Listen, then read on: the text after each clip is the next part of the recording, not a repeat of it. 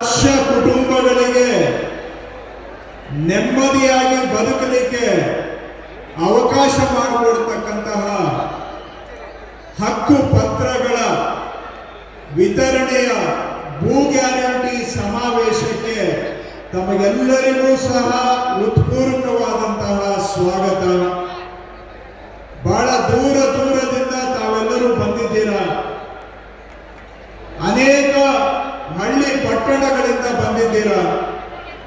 100-200 kilometre ದೂರದಿಂದ ಬಂದಂತವರು ಕೂಡ ತಾವಿದ್ದೀರಾ. ಸರ್ಕಾರದ ಕರೆಗೆ ಹೋಗೊಟ್ಟು ಬಹಳ ದೂರದಿಂದ ತಮ್ಮ ಕೆಲಸವನ್ನ ಬದಿಗಿಟ್ಟು ಈ ಸಮರ್ಪಣಾ ಸಮಾವೇಶದಲ್ಲಿ ಭಾಗವಹಿಸೋದಕ್ಕೆ ಬಂದಂತಹ ತಮ್ಮೆಲ್ಲರಿಗೂ ಕೂಡ ಅನಂತಾನಂತ ಧನ್ಯವಾದಗಳೊಂದಿಗೆ ತಮಗೆ ಮತ್ತೊಮ್ಮೆ ನಾನು ಸ್ವಾಗತವನ್ನ ಬಯಸ್ತೇನೆ. ತಾವು ನಮಗೋಸ್ಕರ ಬಂದಿದ್ದೀರಾ, ಅದಕ್ಕೆ ಮತ್ತೊಮ್ಮೆ ತಮಗೆ ಧನ್ಯವಾದ. ಕಂದಾಯ ಗ್ರಾಮಗಳು ಅಂದ್ರೆ ರಾಜ್ಯದಲ್ಲಿ 6,500 ಜನ ವಾಸ ಮಾಡತಕ್ಕಂತಹ ವಸತಿ ಪ್ರದೇಶಗಳು. ಅವಕ್ಕೆ ಗ್ರಾಮ ಅನ್ನೋ ಮಾನ್ಯತೆ ಇಲ್ಲದೆ, ದಾಖಲೆಯಲ್ಲಿ ಎಲ್ಲೂ ಕೂಡ ಒಂದು ಊರು ಅಂತ ಉಲ್ಲೇಖ ಇಲ್ಲದೆ, ವಾಸ್ತವದಲ್ಲಿ 20-100 ವರ್ಷಗಳಿಂದ ಊರಾಗಿ ಇದ್ರೂ ಸಹ ಅದಕ್ಕೆ ಊರು ಅನ್ನುವ ಒಂದು ದಾಖಲೆಯ ಮಾನ್ಯತೆ ಇಲ್ಲದೆ ಅಗೌರವದಿಂದ ಬದುಕುವಂತಹ ಪರಿಸ್ಥಿತಿಯಲ್ಲಿ ನಮ್ಮ ಜನ ಇದ್ದಂತಹ ಸಂದರ್ಭದಲ್ಲಿ ಅವರು ಬದುಕುವ ಮನೆಗೆ ದಾಖಲೆ ಇಲ್ಲದೆ ಅತಂತ್ರದಲ್ಲಿ ಸಂಸಾರವನ್ನು ಸಾಕುವಂತಹ ಪರಿಸ್ಥಿತಿಯಲ್ಲಿರುವಾಗ ಇಂತಹ ಗ್ರಾಮಗಳಿಗೆ ಗೌರವವನ್ನು ಕೊಡಬೇಕು. ಅಲ್ಲಿ ಬದುಕತಕ್ಕಂತಹ ಕುಟುಂಬಗಳಿಗೆ ನೆಮ್ಮದಿಯ ಗ್ಯಾರಂಟಿಯನ್ನು ಕೊಡಬೇಕು ಅಂತೇಳಿ ನಮ್ಮ ಸರ್ಕಾರ ಕಂದಾಯ ಗ್ರಾಮ ಯೋಜನೆಯನ್ನ ರಾಜ್ಯದ ಮೂಲೆ ಮೂಲೆಯಲ್ಲಿ ಮನೆ ಮನೆಗೆ ಕೊಂಡೊಯ್ಯುವಂತ ಕೆಲಸವನ್ನ ನಮ್ಮ ಸರ್ಕಾರ ಮಾಡ್ತಾ ಇದೆ. ಅದರ ಪ್ರಯುಕ್ತ ಅಲ್ಲಿ ವಾಸ ಮಾಡತಕ್ಕಂತ ಜನಗಳಿಗೆ ನಾವು ಮನೆಗೆ ಹಕ್ಕು ಪತ್ರವನ್ನ ಕೊಟ್ಟು ಆ ಊರಿಗೆ ಗ್ರಾಮ ಅನ್ನುವ ಅಧಿಕೃತ ದಾಖಲೆ ಮಾಡಿ ಅದನ್ನ ಕಂದಾಯ ಗ್ರಾಮವನ್ನಾಗಿ ಘೋಷಣೆ ಮಾಡಿ ಅಲ್ಲಿ ಬದುಕತಕ್ಕಂತ ಅವರ ಬದುಕಿಗೆ ಗೌರವ, ಜೀವನಕ್ಕೆ ನೆಮ್ಮದಿ, ಸಂಸಾರಕ್ಕೆ ಒಂದು ಭೂ ಗ್ಯಾರಂಟಿಯನ್ನ ಕೊಡ್ತಕ್ಕಂತಹ ಕಾರ್ಯಕ್ರಮ ನಾವು ಮಾಡ್ತಾ ಇದ್ದೇವೆ. ಇದರಲ್ಲಿ ನಮ್ಮ ಸರ್ಕಾರ ಬಂದ 1000 ದಿನಗಳಲ್ಲಿ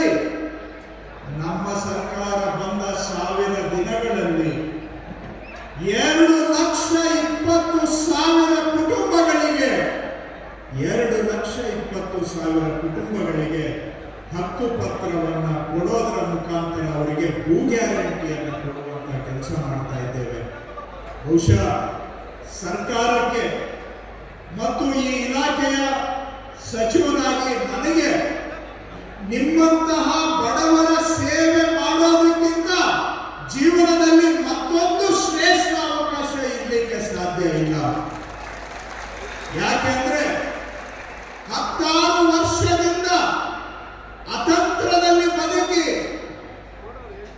ಊರು ಅನ್ನುವ ಗೌರವ ಇಲ್ಲದೆ ನಾವು ಊರು ಹೌದಾ ಇಲ್ಲವಾ ಅಂತೇಳಿ ಅನಿಶ್ಚಿತತೆಯಲ್ಲಿ ಬದುಕುತ್ತಾ ಇದ್ದಂತವರು ಬಹುತೇಕರು ಹಿಂದೆ ಅವರೆಲ್ಲ ಜಮೀನಿಲ್ಲದೆ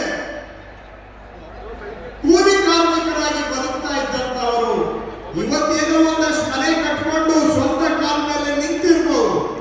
ಆದ್ರೆ 1-2 ತಲೆಮಾರುಗಳ ಹಿಂದೆ ಕೇವಲ